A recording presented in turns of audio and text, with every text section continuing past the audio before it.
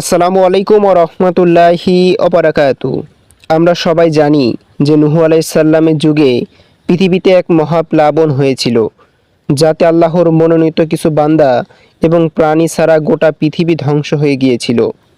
পবিত্র কোরআনে মহান আল্লাহ তাআলা সেই মহাপ্লাবন সম্পর্কে আলোচনা করেছেন। সেখানে মহান আল্লাহ তাআলা একটি পর্বতের নাম উল্লেখ করেছেন।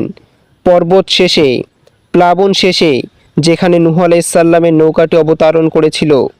পবিত্র কোরআনে মহান আল্লাহ তাআলা বলেন, আর বলা হলো, হে জমিন তুমি তোমার পানি চুষে নাও, আর হে আসমান বিরত হও। অতঃপর পানি কমে গেল এবং আল্লাহর সিদ্ধান্ত বাস্তবায়িত হলো। আর নৌকা জুদি পর্বতের উপর উঠল এবং ঘোষণা করা হলো ধ্বংস জালিম কওমের জন্য। সূরা হুদ। এই আয়াতে মহান আল্লাহ তাআলা যে পর্বতের নাম উল্লেখ করেছেন তা হলো জুদি পর্বত। বলা যায় নূহ আলাইহিস সালামের যুগের মহাপ্লাবনের আযাব থেকে মুক্তিপ্রাপ্ত মানুষেরা প্রথম পৃথিবীর যে মাটিতে অবতরণ করেছিল এবং যে মাটি বা পর্বত থেকে পৃথিবীর নতুন সভ্যতার সূচনা হয়েছিল তা হলো জুদি পর্বত। এ কারণেই নূহ আলাইহিস সালামকে দ্বিতীয় আদম বা মানব জাতির দ্বিতীয় পিতা বলা হয়। জুদি পর্বত মূলত একটি পর্বতমালার অংশ বিশেষের নাম। এর অপর এক অংশের নাম আরারাত পর্বত। কারো কারো মতে যা ইরাতের মোসল শহরের অদূরে অবস্থিত। তাওরাত কিতাবে বলা হয়েছে যে জুদি আরারাত পর্বতের মধ্যে একটি পর্বত।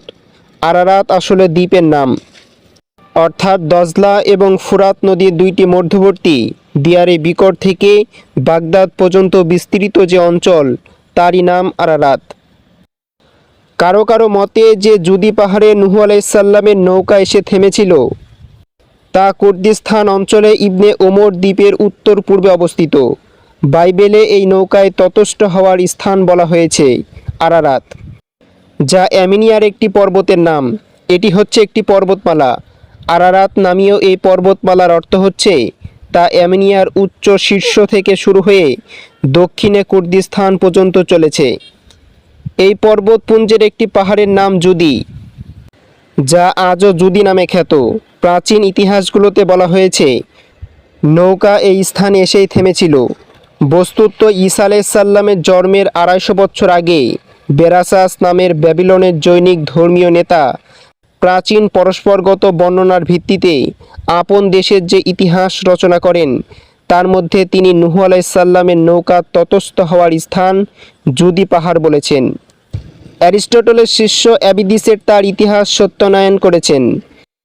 উপরন্তু তিনি সেই যুগের অবস্থা বর্ণনা করে বলেন, ইরাকের বহু লোকের কাছে সেই নৌকার খণ্ডিত অংশগুলো সংরক্ষিত আছে, যেগুলো ধুয়ে ধুয়ে তারা রোগীদেরকে পানি পান করায়। বিভিন্ন প্রাচীন ইতিহাসে উল্লেখ রয়েছে যে ইরাকের বিভিন্ন স্থানে উক্ত নৌকার ভগ্ন টুকরোগুলো অনেকের কাছে সংরক্ষিত আছে, যা বরকত মনে করা হয় এবং বিভিন্ন রোগ ব্যাধিতে আরোগ্যের উদ্দেশ্যে ব্যবহার করা হয়।